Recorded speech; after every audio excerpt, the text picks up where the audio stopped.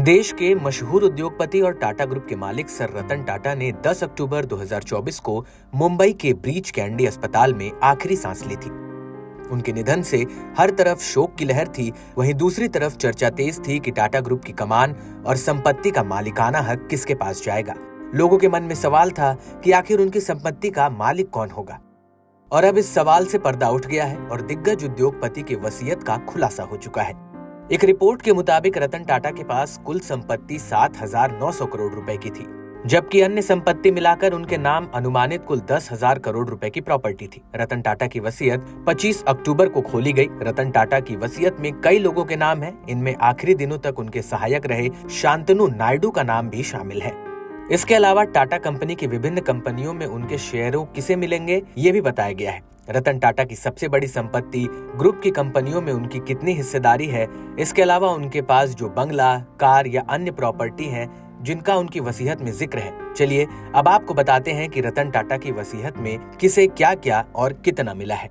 रतन टाटा ने वसीयत पर अमल करने का जिम्मा अपनी सौतेली बहनों शिरीन और डायना जेजी भाई के साथ साथ वकील दारायश खंबाटा और अपने करीबी दोस्त मेहली मिस्त्री को दिया है। टाटा समूह की चैरिटेबल ट्रस्ट को शेयर देने की परंपरा को ध्यान में रखते हुए रतन टाटा की हिस्सेदारी रतन टाटा एंडोनमेंट फाउंडेशन को ट्रांसफर कर दी जाएगी।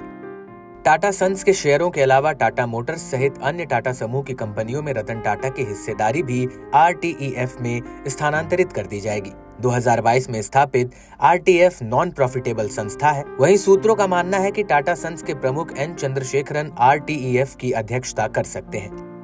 कोलाबा में हलेकाई हाउस, जहां रतन टाटा अपने आखिरी समय तक रहते थे, का स्वामित्व टाटा सन्स की 100% सहायक कंपनी ईवार्ड इन्वेस्टमेंट्स के पास है। इसका भविष्य ईवर्ड द्वारा निर्धारित किया जाएगा। रतन टाटा ने हलेकाई हाउस और अलीबाग बंगले दोनों को डिजाइन किया, लेकिन अलीबाग की प्रॉपर्टी को लेकर कुछ भी स्पष्ट नहीं है। मुंबई के समंदर के किनारे जुहू स्थित घर जो रतन टाटा और उनके परिवार, भाई जिमी, सौतेले भाई नोएल टाटा और सौतेली मां सिमोन टाटा को उनके पिता नवल टाटा की मृत्यु के बाद विरासत में मिला था।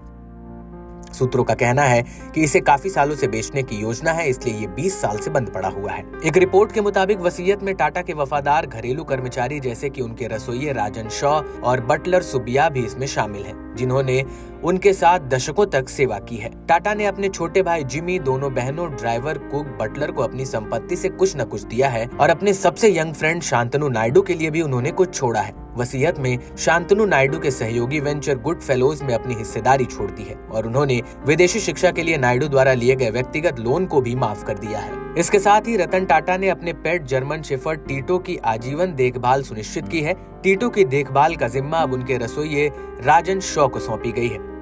इसके साथ ही रतन टाटा के पास जो 20 से 30 कारों का कलेक्शन था, जिसे वर्तमान में हिलेकाई निवास और कोलाबा में ताज वेलिंगटन म्यूज सर्विस अपार्टमेंट में रखा गया है। इस कार कलेक्शन पर विचार किया जा रहा है, जिसे पुणे संग्रहालय में प्रदर्शन के लिए रखा जा सकता है या टाटा समूह द्वारा अधिग्रहण या नीलामी भी की जा सकती है। यहाँ सबसे चौंकाने वाली बात यह है कि रतन टाटा ने ड्राइवर, कुक, बटलर को अपनी संपत्ति में से कुछ न कुछ तो दिया, लेकिन अपने सौतेले भाई और टाटा ग्रुप के मौजूदा मुखिया नोएल टाटा को कुछ भी नहीं दिया। इस वसीयत में उनका कहीं जिक्र भी नहीं है।